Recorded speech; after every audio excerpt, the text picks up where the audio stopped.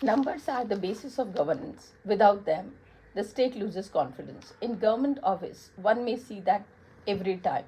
Electrical panels, fans, chairs is meticulously numbered and locked, forming the numbers are the basis of governance. Without them, the state loses confidence. In government office, one may see that every item, electrical panels, fans, chairs, is meticulously numbered and logged, forming the foundation of the administrative record.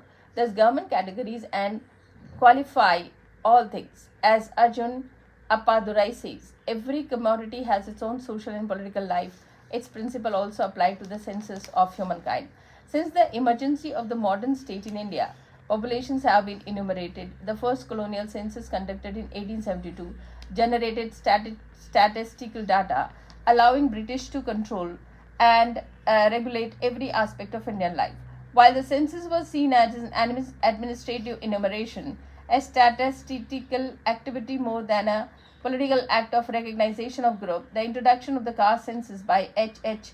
Risley made the census in the political instrument in a way that it has never been used before. Risley had a dramatic influence on the rise of the caste organization and exploding production of literature about the caste census from all over the subcontinent. Caste count pre-independence. In the 19th century, upper caste Indian elite sought political reform and representation from the British. The census figure enabled the political government to reshape India's complex social and cultural fabric through revenue taxation, education, and new opportunities generated in university public service of course legislative bodies. This eventually led to the creation of the support base among upper caste Indian elite of the British. However, with time, subaltern communities also began seeking access to the education and political representation. Dr. B.R. Ambedkar's emergence after the 1930 challenged upper caste hegemony, creating space for Dalits or backward classes as they were known them.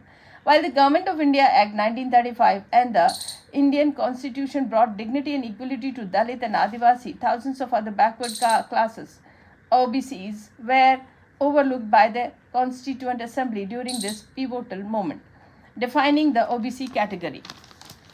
In 1953, the Kaka Kelkar Commission was established to identify OBC communities and propose welfare measurements. In 1955 report, the commission identifies as many as 2,300 communities as OBC. However, the report was not implemented due to vague criteria and lack of political consensus. In fact, the report receives negative feedback from them. Then the Congress Home Minister G.B.